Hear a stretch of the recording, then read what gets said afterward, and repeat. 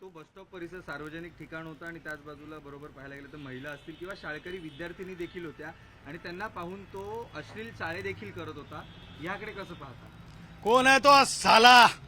नुसता गुना दाखल करून नाही, साला 3rd डिग्री साले को बताओ क्या समझता है. अरे बस स्टँड म्हणजे आम तौर पे जे आपण जे म्हणतो ना, सामान्य गरीब कष्टकरी शेतकरी शेतमजुरांच्या लेकरा बाळाचं जाण्या येण्याचं ठिकाण, दळणवळणाचं ठिकाण आहे. तशा ठिकाणी हा कोण काय ते मौलवी काय हे असलं काय या देशात चालत नाही. साला 3rd डिग्री पर्यंत त्याला चांगलं सुजवला पाहिजे आणि नुसतं त्याला तेवढं सुजवून चालणार नाही. असदुद्दीन ओवैसी जी, अरे कहाँ है असदुद्दीन? इसके ऊपर बोलेंगे या नहीं बोलेंगे? अरे भैया हमरे बम्बई वाले भाषा में पूछ रहे हैं, असदुद्दीन ओवैसी बोलेगा या नहीं बोलेगा या मौलवी की हरकत के ऊपर. आणि त्याचबरोबर राष्ट्रवादी काँग्रेसचे वयोवृद्ध पुढारी शरद पवार आणि ते काय उद्धव मामूजान भाईजान राऊत, मामूजान भाईजान गले लगो ते सुद्धा बोलणार आहेत की नाही? बोलना पडेगा. या कोई मौली हो या कोई हो, मौलवी हो या कोई भी हो, या नाही चाले इस देश में. लक्षात ठेवायचं.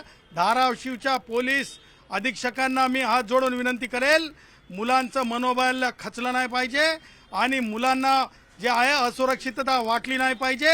त्याच्यासाठी कोण मौलवी कोणत्या जाती धर्माचा, कोण जात धर्म मला घेणं देणं नाही, इस्लाम काय असेल ते, परंतु या देशात राहायचं तर संविधानानं राहायचं आणि धर्माची दाढी घेऊन या अशा जे धाराशिवमध्ये कार्य व्यक्त झालेला जो मौलवी आहे, अशांना मला असं वाटतंय की त्यांच्या स्वकीय धर्मियांनी सुद्धा त्यांना चांगलं सुजवलं पाहिजे. पण पाहायला गेलं तर हे खरं तर लाडक्या बहिणींचं सरकार आहे आणि त्याचबरोबर पाहायला गेलं तर त्या बस स्टॉपवरती व्हिडिओ बघत असताना, अश्लील चाळे करत असताना थेट तिकडच्या महिला आणि ज्या शाळकरी मुली होत्या यांना देखील लाज वाटली आणि ते स्वतःच त्या ठिकाणाहून निघून गेले. ह्याकडे कसं पाहता? सावित्री आईच्या कन्या, माता रमाई, माता भीमाई, मा जिजाऊ यांच्या कन्या ज्या ज्ञानार्जन करण्यासाठी शाळकरी असतात, ज्या आई सरस्वतीचं ज्ञान घेण्यासाठी आमच्या लालपरीतून म्हणजे एसटीतून जात असतात, अशा ठिकाणी हा जो मौलवी आहे कोणत्या धर्माचा याच्याशी मला घेणं देणं नाही, त्यानं जे काही अश्लीलपणा केलाय याचे चांगलं